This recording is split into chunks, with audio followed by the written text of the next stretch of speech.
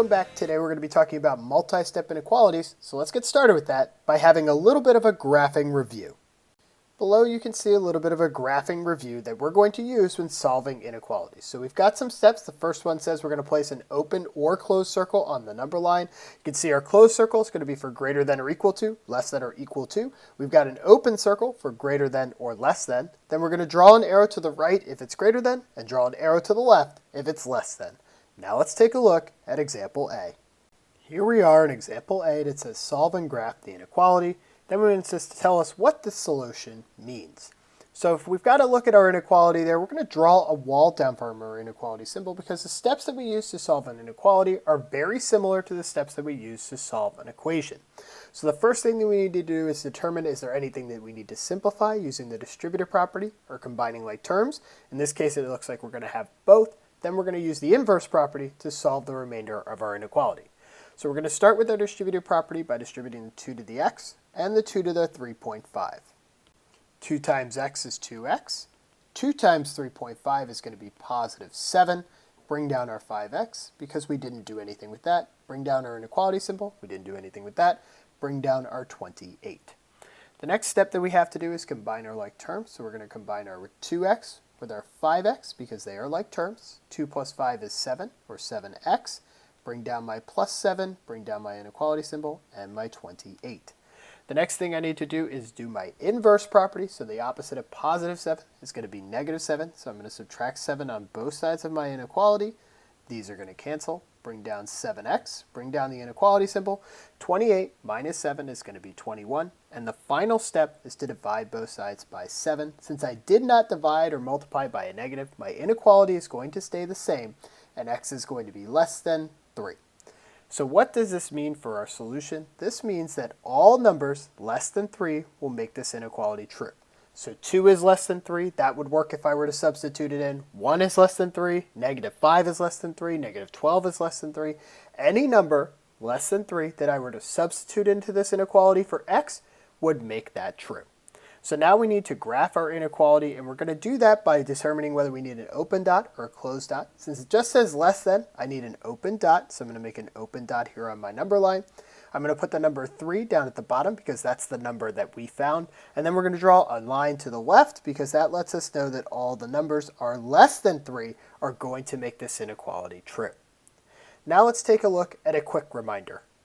So here is our important reminder that if you multiply or divide both sides of the inequality by a negative number, you must flip the inequality symbol.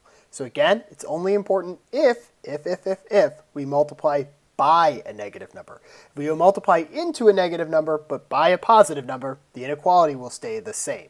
We are only going to flip if we multiply by a negative number. Now let's see that in practice in example B.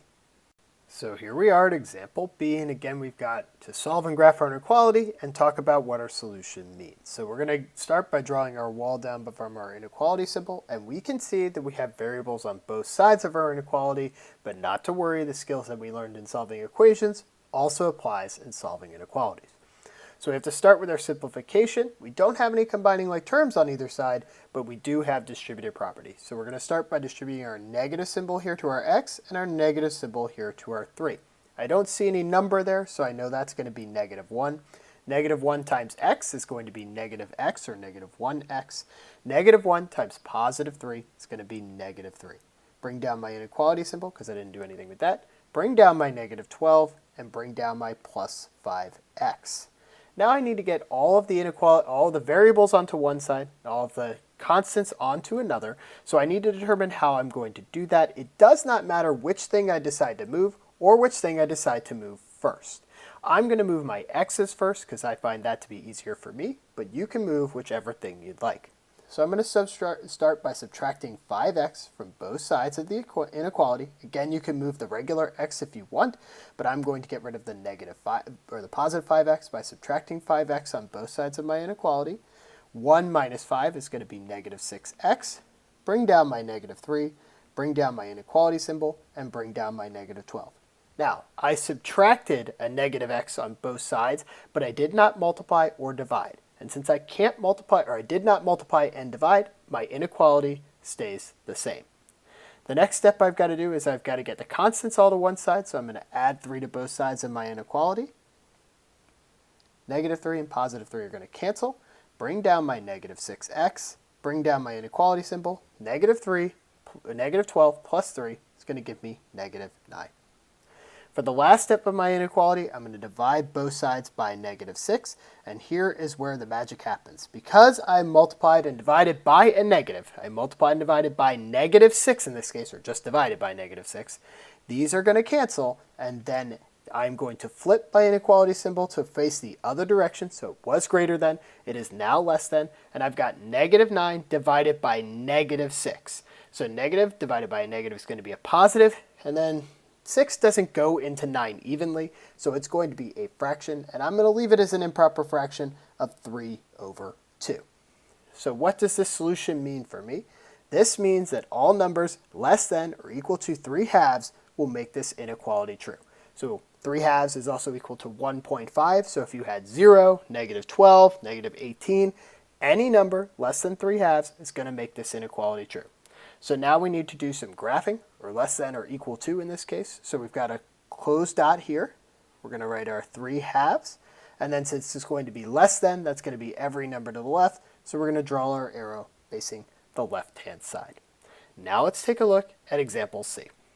So here we are at example C, and it says solve and graph the inequality, and wants us to tell us what the solution means. So unfortunately, or fortunately, depending on how you look at it here, we have lots of fractions this time around, but not to worry, fractions are just a part of us. We can make it work. So we're going to start by drawing our line down from our inequality symbol, and we've got to determine, do we have anything to simplify? Do we have any combining like terms or distributive property? It doesn't look like we have either in this case. Lucky us. So we have to decide which thing it is that we're going to move here first. It's up to you. You can pick whether you're going to move your x's, whether you're going to move your inequalities. Or not inequalities, whether you're going to move your constants. So I'm going to start by moving that negative 1/4 x. Now, it's helpful to me to get rid of the negative 1/4 x because I know that if I get rid of the negative right now, I'm not going to be multiplying or dividing by 1 later, so I know my inequality symbol can stay the same. That's just a tip and a trick that might help you, but of course, it's up to you whether you want to do that or not. So I'm going to add 1/4 x to both sides of my inequality. These are going to cancel. Bring down my positive 2. I did not multiply or divide by a negative, so my inequality stays the same. Bring down my negative 3. Then 5/4 plus 1/4 is going to be 6/4. So I've got 6/4 x, which is always fun.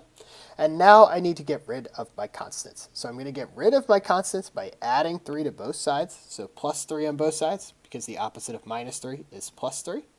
2 plus 3 is going to be 5. These are going to cancel. I did not multiply or divide by a negative, so my sign stays the same. And then bring down my 6/4 x. Now here is the tricky part. I need to figure out how do I get rid of my fraction. I can't divide fractions. That's not a thing. Fractions are already division, so more division, dividing by dividing, doesn't really work. So I'm going to need to multiply by my reciprocal. In this case, the reciprocal of 6/4 is going to be 4/6. So multiply both sides by 4/6. You're welcome to put this in your Desmos calculator if you'd like. 4/6 times 5. That will work out just fine. These are all going to cancel. Bring down my x. I did not multiply or divide by a negative, so I'm going to keep my sign the same. If you multiply without using your decimal calculator, you're going to end up getting 20/6, which reduces to 10/3. Now again, I'm going to leave my answer as a fraction. I am not going to put it in a decimal. This is going to be like 3 1/3, and with a repeating decimal, we don't really want to do that. So we're going to leave our answer as 10/3. So x is greater than or equal to 10/3. Now notice because of where we moved our x to the right-hand side, when we talked about our inequality, we still read it from the x. Even though the x is on the right-hand side, whenever you're talking about explaining the inequality, you always read from the variable. So in this case, x is greater than or equal to 10/3. So what does that mean? It means that all solutions greater than or equal to 10/3 will make this inequality true. So anything greater than 3 1/3. So 4, 5, positive 372. If you plug them in for x, you are going to end up getting a true inequality. So now we need to graph our inequality, and we're going to start by drawing a closed dot here because we have greater than or equal to. put down our 10/3 because that's the number that we got, and we're going to draw in a symbol to our right because that is where all the numbers that are greater than 10/3 are going to be. Now, something to note here is that the symbol in the inequality that we solved has the x on the right-hand side. So even though the arrow is pointing to the left in our inequality that we solved, the graph has the arrow going to the right because all the numbers are going to be greater than 10/3 are on the right. It's important that your graph matches the meaning of your solution, not necessarily what you did to solve to get there. So although we have an arrow that looks like it's pointing to the left when we solved our inequality, the solution is all of the numbers that are greater than. And all of the numbers that are greater than are on the right, so that's where we draw our arrow. That brings us to the end of this problem. It also brings us to the end of this set of notes. If you like this video, go ahead and throw us a thumbs up. If you love this video, go ahead and throw us a sub, and we will catch you in the next one.